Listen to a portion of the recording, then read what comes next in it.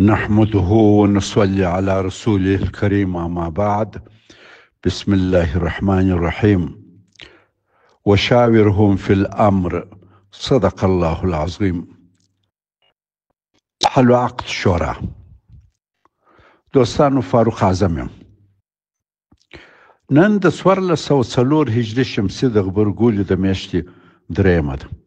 د تېر شپږو پیغامونو په تعقیب د اسلامي نظام تشکیلاتي چوکاټ په سلسله کې زموږ د نن ورځې اووم بحث د حل عقد په شورا دی.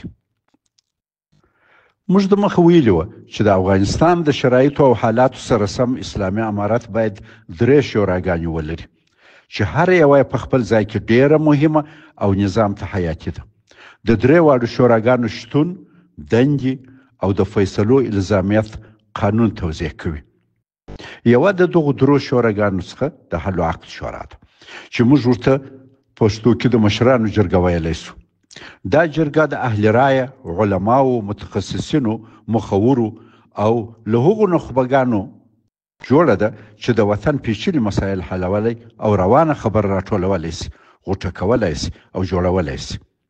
دا شورا د هیواد د مشر او حکومت څنګ ته دایمي منظم کار کوي.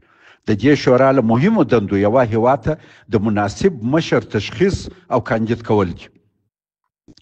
د حل عقد شورا جوړښت، د غړو مواصفات او دندې په ننني پیغام کې تاسې اورئ. دویمه شورا د ټول ملت په نمایندګي د لویو ملي تصامیمو د نیولو شورا ده چې موږ ورته په تاریخي لحاظ لویه جرګه ویلی سو. دا د افغانانو عنعنوي جرګه ده چې ملي او نړیوال شهرت لري. د ضرورت په وخت کې دایریږي او د هیواد لپاره لوی فیصلې کوي. هیواد ته مشر لویه جرګه ټاکي. لویه جرګه د حل عقد شورا یا مشرانو جرګې لخوا د هیواد د مشرۍ لپاره د معرفي سوي کاندیدانو له منځه یو تن غوره کوي. د هیواد لپاره د اساسي قانون تصویب، د ملي بحران مدیریت، د بل هیواد سره د جنگ اعلان او پر داسې نورو مهمو ملي مسایلو غور د لوی جرګې کار دی چې تفصیل به د لوی جرګې په بحث کې بیا واورئ. دریم د ولس د نمایندګانو شورا چې موږ ورته ولسي جرګه ویلی سو. ولسي جرګه د ملت منتخب نمایندګان دي چې د مشر، د حکومت او ملت ترمنځ د پل او د تفاهم د مؤثرې وسیلې کار ورکوي. ولس پر نظام راټولوي او په مرسته یې ورهڅوي. د دې شورا په باره کې به هم وروسته مفصل وغږیږو.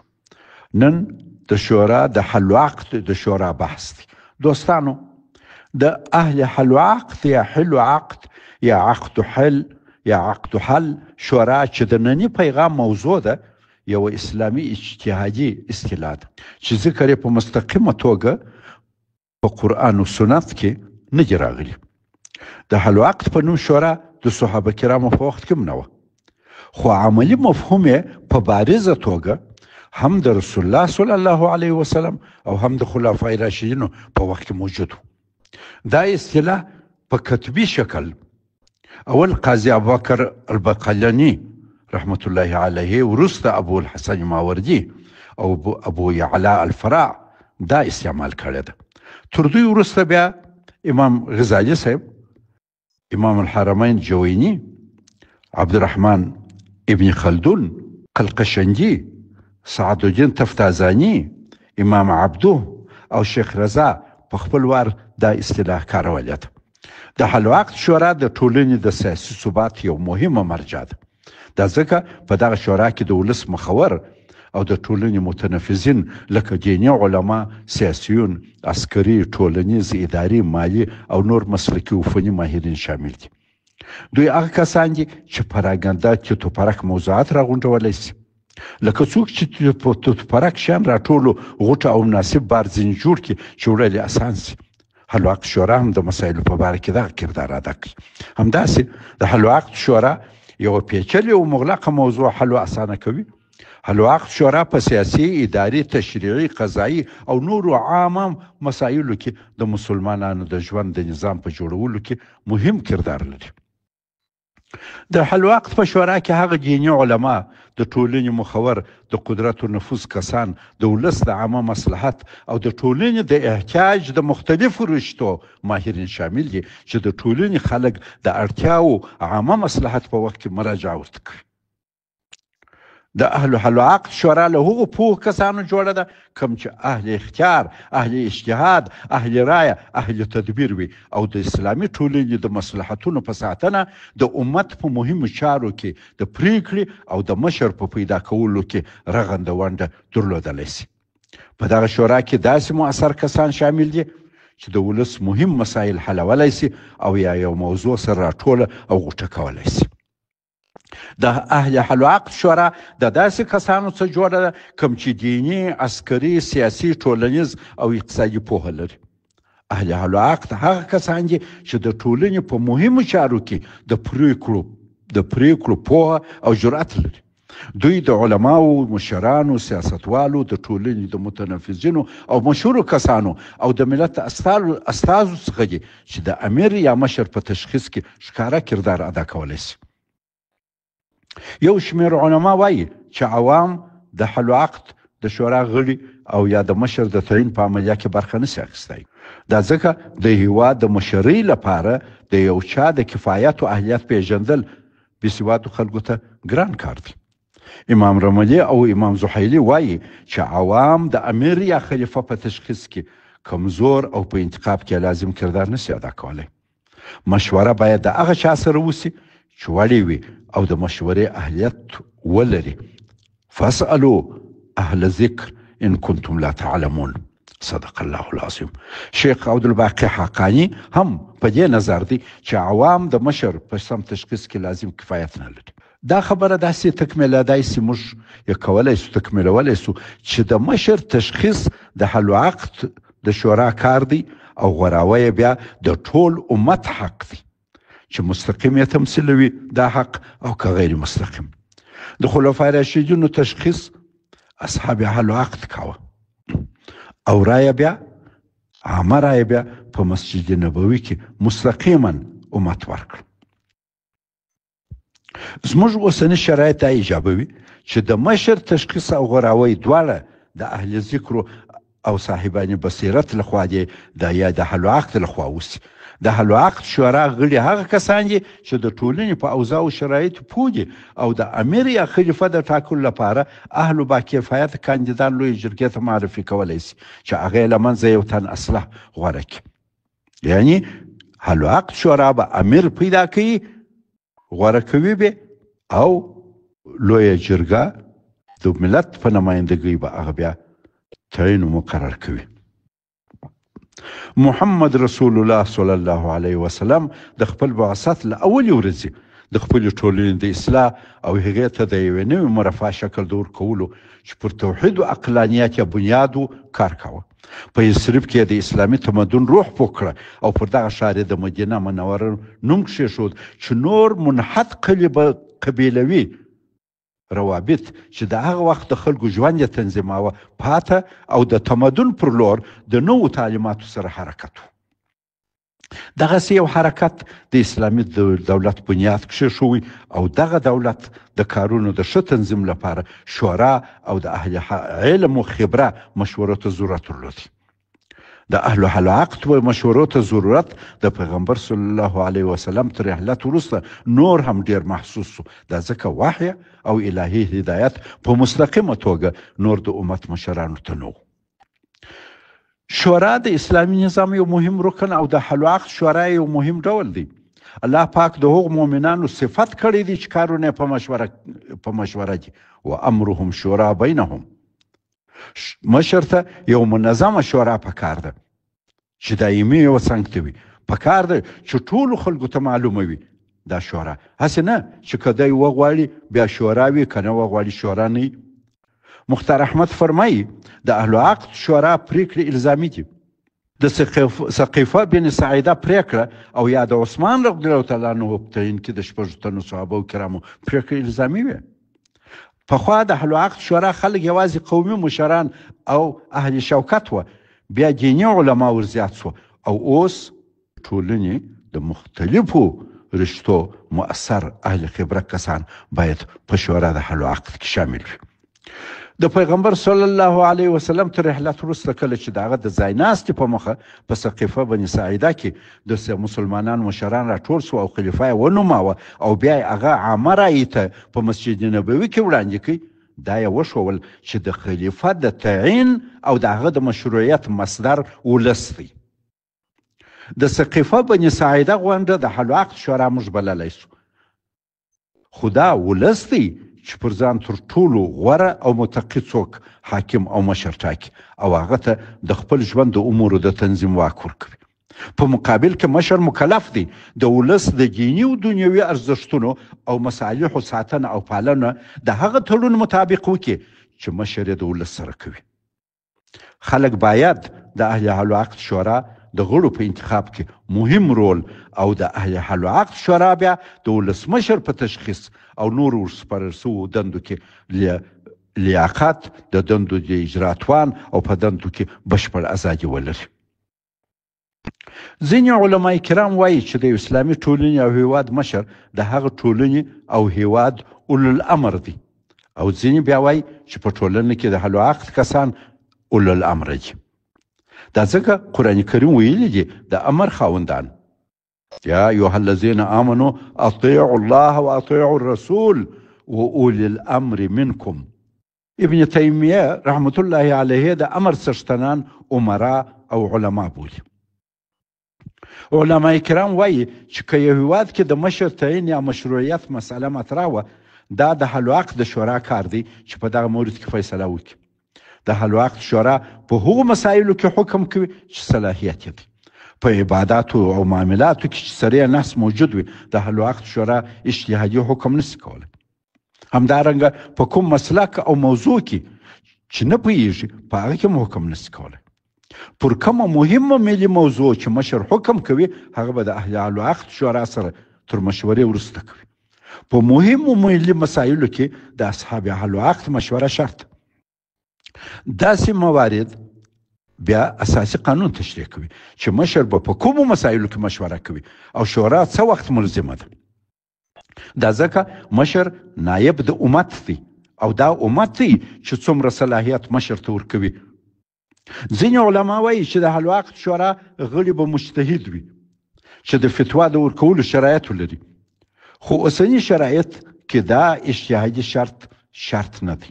دا حتمي نه ده چې د حل و عقد شورا هر غړي به مجتهد په حد کې وي، بلکې د ټولنې هر هغه مخور کس د حل و عقد شورا د غړیتوب وړ دی چې په ټولنه کې نفوذ لري، د هغه ټولنې د مشکلاتو د حل وړتیا لري او یا یو مسلکي څوک دی چې د فن و مسلک په لحاظ په ټولنه مؤثر دی. څرنګه چې تر رسول الله صلی الله علیه وسلم وروسته بل پیغمبر وحی نسته، نو اجماع د امت پر یو موضوع معتبره ده. په مورد کې ډېر احادیث را نقل شوي دي چې هغه زه په لیکلې توګه زما سره موجود دي. د سواد اعظم خبره ده لا تجمع امتي على الضلاله فعليكم بسواد اعظم. ما امت پر ضلالت ګمراهي نه راټولیږي، د سواد اعظم یا اکثریت سره اوسیږي. دا د ترمذي حدیث دی. د سواد اعظم سمرات هغه لویه ډله ده چې د حق او صراط مستقیم پیروي کوي. دا حدیث د یووالي، اتفاق او د حق د لارې پیروي کولو ته د امت لارښوونه کوي او د هغو ډلو یا افکارو څخه ځان ساتلو ته موږ هڅوي چې د اکثریت له لارې څخه جلا وي او د اقلیت اختلاف یا ګمراهۍ سبب ګرځي. دا د مسلمانانو لپاره یو مهم اصل دی چې په هغو حالاتو کې چې اختلاف شتون لري باید د شورا د فیصلې ملاتړ وکړي. د ټولنې او جماعت سره پاتې کېدل نه یوازې د مسلمانانو د بریا راز دی بلکې د ایمان ساتلو یو مهمه وسیله هم ده. ځکه چې بخاري او مسلم دواړه حدیث را نقل کړی دی چې من فارق الجماعه شبرا فقد خلع ربقة الاسلام من عنقه. چا چې له جماعت د یوې ګوتې په اندازه هم ځان لرې کړي هغه له خپل غاړې د اسلام پړی لرې کړي. اسلام ټولنیز ژوند د جماعت اهمیت او له بیلتون څخه د ځان ساتلو لپاره تاکید کوي ترڅو د ایمان کمزوري او د شیطان وسوسې له منځه ولاړې سي. نسائی حدیث نقل کړی دی چې پیغمبر صلی الله علیه وسلم فرمایي علیکم بالجماعه، په جماعت ټینګار وکړئ ځکه لیوه یوازې هغه څاروي ښکار کوي چې له رمې سجله سوي وي. په بل حدیث کې ذکر سوي دي چې الشیطان مع الواحد، شیطان له یو تن سره دی، خو له دوو تنو لرې ګرځي. شورا د قرآن او سنت د صریح احکامو خلاف حکم نشي کولی، خو په مباح مسایلو کې په فیصله کې آزاد وي. څرنګه چې په اسلامي نظام کې د بیان ازادي اصل دی، نو ځکه د شورا غړي باید تر هیڅ ډول اجبار او فشار لاندې نه وي او د ټولنې د علیا مصلحت د تامین په منظور به هغه مشوره ورکوي چې حق یې ګڼي. څرنګه چې تر خلفای راشدین وروسته د شورا موضوع ته د اسلامي امت حاکمانو لازمه توجه ونه کړه، له بعد مرغه اوس مسلمانانو ته دا مفهوم محجور دی او حاکمان اکثر مستبد دي. ټول تاسو تاریخ د اسلام وګورئ، دا اوس وګورئ. که اوس په ځینو هیوادونو اسلامي هیوادو کې شورا سته، هغه هم اکثره د غرب لخوا د دیموکراسي په چوکاټ کې هغه هم نیمګړی راڅرګندېږي. خو له نیکه مرغه پښتانه خپل ځان ته د مشورو او جرګو نظام لري چې موږ یې دلته د اسلام د اصولو په چوکاټ کې باید تقویه کړو. ځکه خلک په پوه دي، خلک ورسره بلد دي. دا چې نوی شی راوړو هغه سخت دی، چې لرو هغه باید د اسلام په چوکاټ کې را تقویه کړو.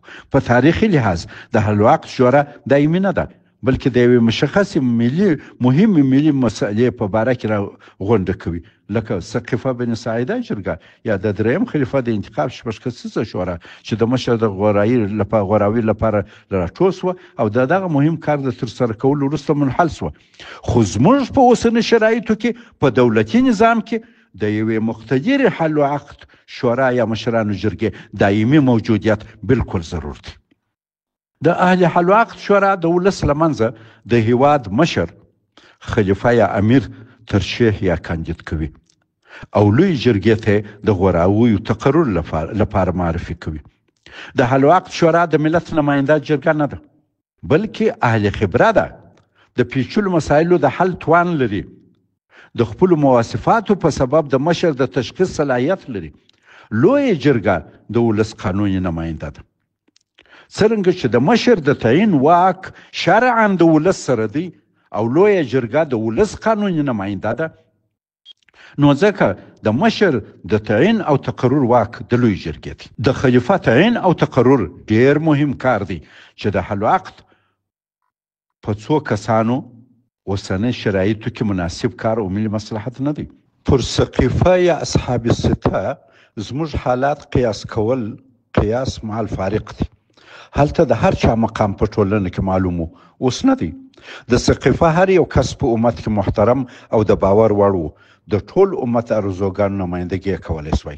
خو اوس حالات او شرایط هسې نه دي چې د حل و عقد په نوم څو کسه چې په ولس کې مقام نه وي معلوم د برسر اقتدار مشر لخوا راوغوښته سي او مشر وټاکي.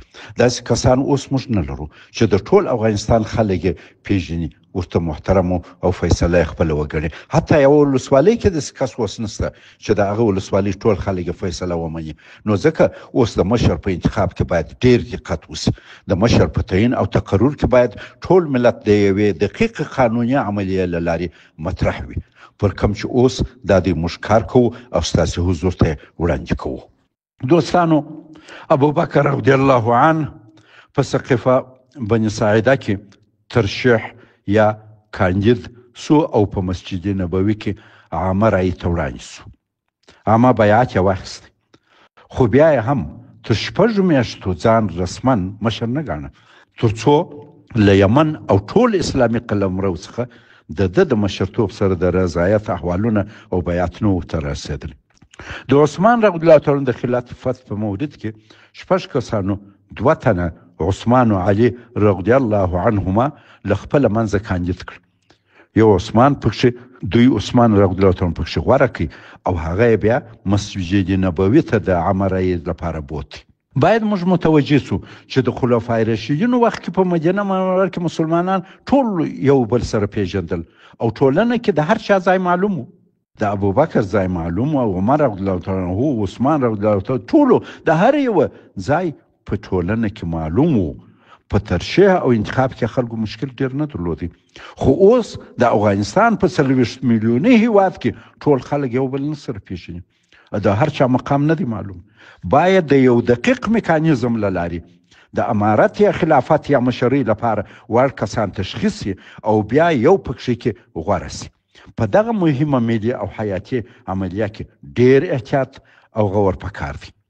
نو ځکه دلته زموږ په طرحه کې مشر تر 2 تصفیو او فلټرونو تیریږي.